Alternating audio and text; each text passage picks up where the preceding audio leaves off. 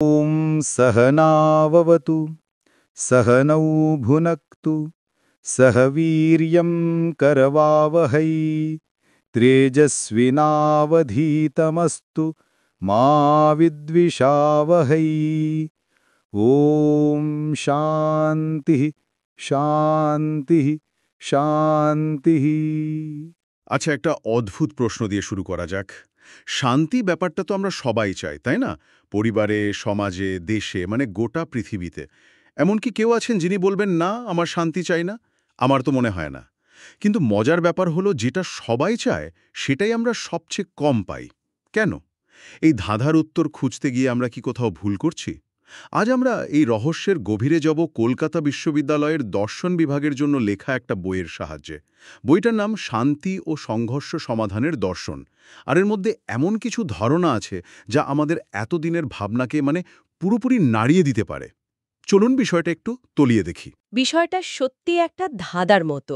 আর এই বইটা সেই ধাঁধার সমাধানে একটা খুব বাস্তবাদী আর কিছুটা হলেও বিতর্কিত একটা পথ দেখানোর চেষ্টা করেছে। চিরাচরিত আদর্শের কথা না বলে এটা শান্তিকে একেবারে গোড়া থেকে বুঝতে চেয়েছে। আর শুরুটাই খুব আকর্ষণীয়। শান্তিকে এখানে শুধু যুদ্ধ বা হিংসার অনুপস্থিতি হিসেবে দেখা হয়নি, বরং এটিকে একটি ব্যক্তিগত গুণ বা স্কিল হিসেবে প্রতিষ্ঠা করার চেষ্টা করা হয়েছে। আর তার জন্য একটা নির্দিষ্ট ফর্মুলাও দেওয়া হয়েছে। একটা ফর্মুলা শান্তির জন্য, এটা তো দারুণ ব্যাপার। সাধারণত তো আমরা শান্তি বলতে বুঝি বাইরের পরিস্থিতি, কিন্তু এখানে শুরুই হচ্ছে ভেতর থেকে। কি সেই ফর্মুলা? হ্যাঁ, ফর্মুলাটা হলো ইংরেজি পিস শব্দটির প্রতিটি অক্ষর দিয়ে তৈরি। PEACE। প্রথম অক্ষর পি দিয়ে বলা হচ্ছে পিউরিটি বা পবিত্রতা। তবে এখানে পবিত্রতা মানে শুধু ধর্মীয় শুদ্ধতা নয়, এর মানে হলো চিন্তার স্বচ্ছতা, উদ্দেশ্যের সততা। বইটিতে স্বামী বিবেকানন্দের একটা বিখ্যাত উক্তি ব্যবহার করা হয়েছে। ও আচ্ছা।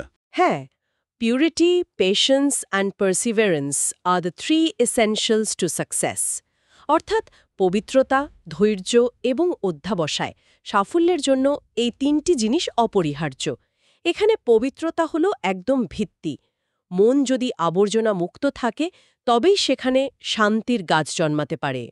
বাহ, চিন্তার স্বচ্ছতা, এটা তো আজকের দিনের সবচেয়ে কঠিন কাজ। আমাদের মন তো সারাক্ষণে হাজারটা নোটিফিকেশন, মতামত আর আর উদ্বেগে ভরা থাকে। আচ্ছা, এর পরের অক্ষরটা কি? ই। ঠিক।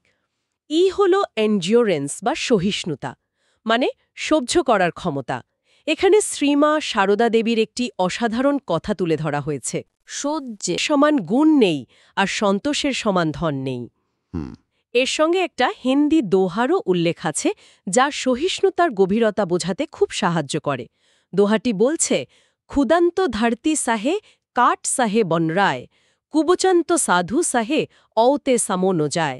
মানে পৃথিবী যেমন খনন সহ্য করে, বন বা গাছ যেমন কাটা সহ্য করে, তেমনি সাধু বা জ্ঞানী ব্যক্তিরা কটু কথা সহ্য করেন।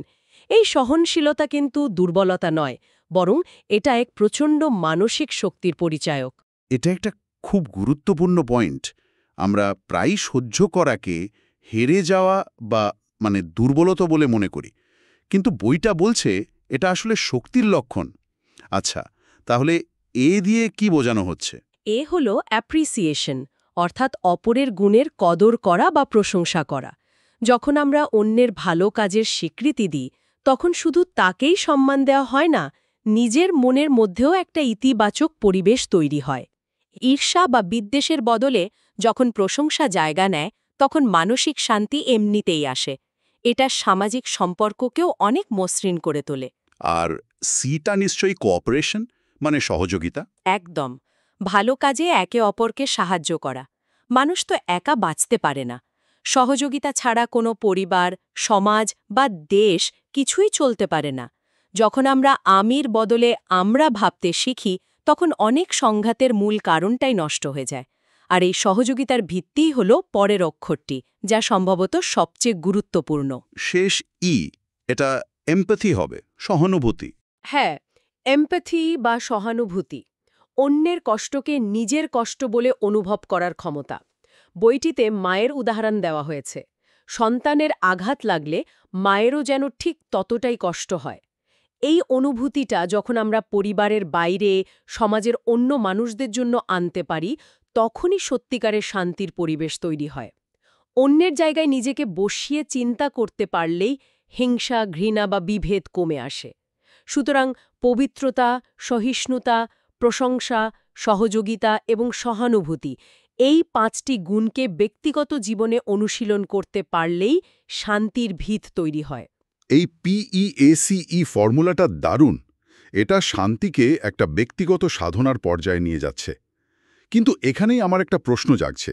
আমি না হয় খুব সহনশীল আর সহানুভূতিশীল হলাম, কিন্তু আমার চারপাশের সমাজ বা দেশ যদি হিংসায় পূর্ণ থাকে, আমার ব্যক্তিগত শান্তি দিয়ে তো আর যুদ্ধ থামবে না। ব্যক্তিগত শান্তি আর সামাজিক শান্তির মধ্যে সম্পর্কটা ঠিক কি? এটাই হলো সবচেয়ে জটিল প্রশ্ন। আর এখানেই বইটা তার সবচেয়ে বিতর্কিত এবং সম্ভবত সবচেয়ে গুরুত্বপূর্ণ ধারণাটি সামনে আনে। বইটি ব্যক্তিগত শান্তি এবং সামাজিক শান্তিকে দুটো আলাদা ভাগে ভাগ করেছে।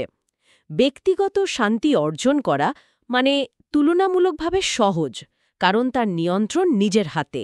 কিন্তু সামাজিক শান্তি অনেকগুলো গোষ্ঠীর ইচ্ছা, ইতিহাস আর রাজনীতির ওপর নির্ভরশীল। ঠিক। আর সামাজিক শান্তি নিয়ে কথা বলতে গেলেই ন্যায় বা জাস্টিসের প্রসঙ্গটা চলে আসে। আমরা তো সারা জীবন শুনে এসেছি নো জাস্টিস নো পিস, অর্থাৎ ন্যায় বিচার না হলে শান্তি আসতে পারে না। আন্তর্জাতিক শ্রমিক সংস্থার সংবিধানেও তো এই কথাটা লেখা আছে। হ্যাঁ, এবং এই বইটা ঠিক এই বহুল প্রচলিত ধারণাটাকেই চ্যালেঞ্জ করছে। বইটির মতে সামাজিক ন্যায় ব্যতীত সামাজিক শান্তি নেই, এই তত্ত্বটি শুধু অস্বাভাবিকই নয়, এটি অকার্যকরী এবং প্রকৃতির নিয়মের পরিপন্থী। এক মিনিট, এটা তো একেবারে উল্টো কথা। মানে বইটা বলছে ন্যায় বিচার ছাড়াও শান্তি সম্ভব। এটা তো খুব বিপজ্জনক শোনাচ্ছে। তার মানে কি একটা অন্যায্য সমাজেও শান্তি থাকতে পারে? ঠিক এইখানে বইটির মূল যুক্তিটা লুকিয়ে আছে। এটি বলছে না যে ন্যায় বিচার অপ্রয়োজনীয়, বরং এটি বলছে আমাদের অগ্রাধিকার ভুল।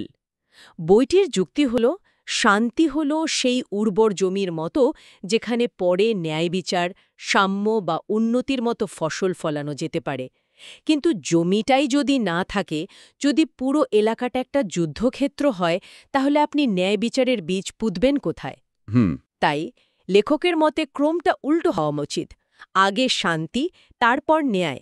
শান্তি হল যে কোনো উন্নতির পূর্বশর্ত। আমি আপনার কথা বুঝতে পারছি, কিন্তু এটা হজম করা কঠিন। ধরা যাক একটি সমাজে একটি নির্দিষ্ট গোষ্ঠীর ওপর বছরের পর পর ধরে অন্যায় হচ্ছে। তারা যদি ন্যায়ের দাবিতে আন্দোলন করে, তাতে যদি সমাজে শান্তি বিঘ্নিত হয়, তাহলে বইটির মতে কি তাদের চুপ করে থাকা উচিত? কারণ আগে তো শান্তি দরকার। আপনার প্রশ্নটা একেবারে মোক্ষম। আর এখানেই বইটা তার সবচেয়ে বাস্তববাদী কিন্তু বিতর্কিত ফর্মুলাটা দেয়। বইটি বলছে সামাজিক শান্তি প্রতিষ্ঠার শ্রেষ্ঠ উপায় হল স্থিতাবস্থা বা স্ট্যাটাস কো বজায় রাখা। স্ট্যাটাস কো মানে যা যেমন আছে তেমনটাই চলতে দেওয়া। কিন্তু স্থিতাবস্থায় যদি অন্যায়ের উৎস হয়, তাহলে তো এর মানে দাঁড়ায় অন্যায়ের সঙ্গে আপোষ করে নেওয়া। আপোষ ঠিক সেই অর্থে নয়। বইটির দৃষ্টিকোণ থেকে দেখলে যে কোনো সংঘাতের মূল কারণ হল কেউ বা কোনো গোষ্ঠী এই স্থিতাবস্থা ভাঙতে চায়। যখনই পরিবর্তনের চেষ্টা হয়, তখনই সংঘাতের জন্ম হয়। তাই শান্তি প্রতিষ্ঠার প্রথম ধাপ হল সব পক্ষকে এটাতে একমত হতে হবে যে তারা আপাতত স্থিতাবস্থা মেনে নেবে। এটাকে একটা যুদ্ধবিরতির মতো ভাবতে পারেন। ও আচ্ছা। আগে গোলাগুলি বন্ধ করতে হবে, একটা স্বাভাবিক পরিস্থিতি বা নর্মালসি ফিরিয়ে আনতে হবে। সেই স্বাভাবিক অবস্থা ফিরে আসার পর আলোচনার টেবিলে বসে ন্যায় অন্যায়ের প্রশ্নগুলো সমাধান করার চেষ্টা করা যেতে পারে। হিংসা বা সংঘাতের পরিবেশে কোনো অর্থপূর্ণ আলোচনাই সম্ভব নয়। তাহলে বইটা বলছে শান্তি হলো একটা নিখুঁত, অন্যায়হীন আদর্শ অবস্থা নয়। শান্তি হলো স্রেফ স্বাভাবিকতা বা সংঘাতের অনুপস্থিতি। আর এই স্বাভাবিকতা আগে প্রতিষ্ঠা করতে হবে, যে কোনো মূল্যে। একদম। আর এই পয়েন্টটা আমাদের আলোচনার শুরুর সেই ধাঁধার কাছে ফিরিয়ে নিয়ে যায়, কেন আমরা শান্তি পাই না। বইটির মতে আমরা শান্তি পাই না কারণ আমরা শান্তিকে কয়েকটি অবাস্তব বা প্রায় অসম্ভব শর্তের সঙ্গে জুড়ে দিয়েছি। পণ্ডিতেরা বা অ্যাক্টিভিস্টরা বলেন সত্যিকারের শান্তি হল এমন একটি ইউটোপিয়া বা স্বর্গরাজ্য যেখানে কোনো অন্যায় নেই, মানবাধিকার লঙ্ঘন নেই, অসাম্য নেই, হিংসা নেই। এই আদর্শ এত উঁচু যেটা বাস্তবে অর্জন করা প্রায় অসম্ভব। তার মানে আমাদের পারফেকশনিজম বা সবকিছু নিখুঁতভাবে পাওয়ার লোভই শান্তি প্রতিষ্ঠার পথে সবচেয়ে বড় বাধা হয়ে দাঁড়াচ্ছে। আমরা ভালো শান্তির আশায় মোটামুটি শান্তিকেও নষ্ট করছি। বইটির যুক্তি অনেকটা সেরকমই। আবার সেই কৃষিকাজের উদাহরণে ফেরা যাক। একজন কৃষক যদি বলেন, আমি ততক্ষণ চাষ শুরু করব না যতক্ষণ না আমার জমির প্রতিটি কণা নিখুঁতভাবে উর্বর হচ্ছে, আবহাওয়া 100% অনুকূল থাকছে এবং কোনো পোকামাকড়ের আক্রমণের সম্ভাবনা থাকছে না, তাহলে তাকে তো সারা জীবন অপেক্ষা করতে হবে। ঠিক। একজন ভালো কৃষক জানেন তাকে যা আছে তা নিয়ে শুরু করতে হবে। জমি তৈরি করতে হবে, বীজ বুনতে হবে, তারপর ধীরে ধীরে সার দিয়ে আগাছা পরিষ্কার করে ফসল ফলাতে হবে। বইটা বলছে শান্তিও ঠিক সেরকম। আগে সংঘাত থামিয়ে একটা স্থিতিশীল পরিবেশ তৈরি করতে হবে, অর্থাৎ জমিটা তৈরি করতে হবে। তারপর সেই স্থিতিশীল পরিবেশে ধীরে ধীরে ন্যায়, সাম্য ও অধিকারের মতো বিষয়গুলো নিয়ে কাজ করতে হবে।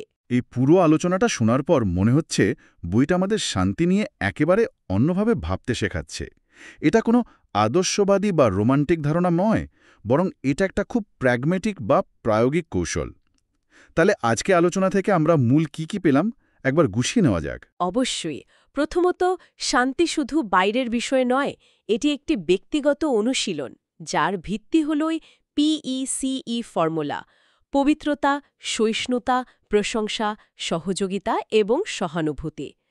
দ্বিতীয় এবং সবচেয়ে গুরুত্বপূর্ণ বিষয়টি হল সামাজিক শান্তি ও ন্যায়ের সম্পর্ক। প্রচলিত ধারণা ন্যায় বিচার ছাড়া শান্তি নেই কে চ্যালেঞ্জ করে বইটি বলছে শান্তি হল ন্যায় বিচার সহ অন্য সব সামাজিক উন্নতির পূর্বশর্ত। আর এই শান্তি প্রতিষ্ঠার জন্য বইটা একটা বেশ বিতর্কিত পথের কথা বলছে। স্থিতাবস্থা বা স্ট্যাটাস কো মেনে নেওয়া, কারণ পরিবর্তন আনার চেষ্টাই সংঘাতের জন্ম দেয়। তাই আগে যে কোনো মূল্যে হিংসা থামিয়ে একটা স্বাভাবিক পরিস্থিতি তৈরি করতে হবে। শান্তিকে একটা নিখুঁত লক্ষ্য হিসেবে না দেখে একটা প্রাথমিক শর্ত হিসেবে দেখতে হবে। সংক্ষেপে বললে বইটি শান্তিকে একটি আদর্শ হিসেবে উপাসনা করার বদলে একটি প্রায়োগিক প্রয়োজন হিসাবে দেখতে বলছে। শান্তি হল স্বাভাবিকতা, আর যে কোনো উন্নয়ন বা উন্নতি শুধুমাত্র স্বাভাবিক অবস্থাতেই সম্ভব। আর এই স্বাভাবিকতা বজায় রাখার জন্য অনেক সময় স্থিতাবস্থা মেনে নেওয়ার মতো কঠিন এবং আপত্তিকর সিদ্ধান্ত নিতে হতে পারে। এই আলোচনার শেষে একটা খুব বড় প্রশ্ন কিন্তু থেকেই যাচ্ছে। বইটির যুক্তি যদি আমরা মেনেও নিই যে সংঘাত থামানোর জন্য স্থিতাবস্থা মেনে নেওয়াটা প্রথম ধাপ, তাহলে প্রশ্ন ওঠে, এই অস্থায়ী স্থিতাবস্থা যদি শোষক বা শক্তিশালী পক্ষের জন্য সুবিধাজনক হয় এবং তারা যদি এই অবস্থাকেই চিরস্থায়ী করে রাখতে চায়, তখন কি হবে? ন্যায় বিচারের লড়াইটা কি তাহলে শান্তিভঙ্গের ভয়ে চিরকালের জন্য থেমে যাবে? প্রায়োগিক শান্তি এবং নৈতিক ন্যায়ের মধ্যে এই যে দ্বন্দ্ব, এর সমাধান কিভাবে হবে তা সত্যি ভাবার বিষয়। Thank you for watching this video. If you enjoyed it, please like, share, and subscribe. Your support encourages me to create more content. Thank you.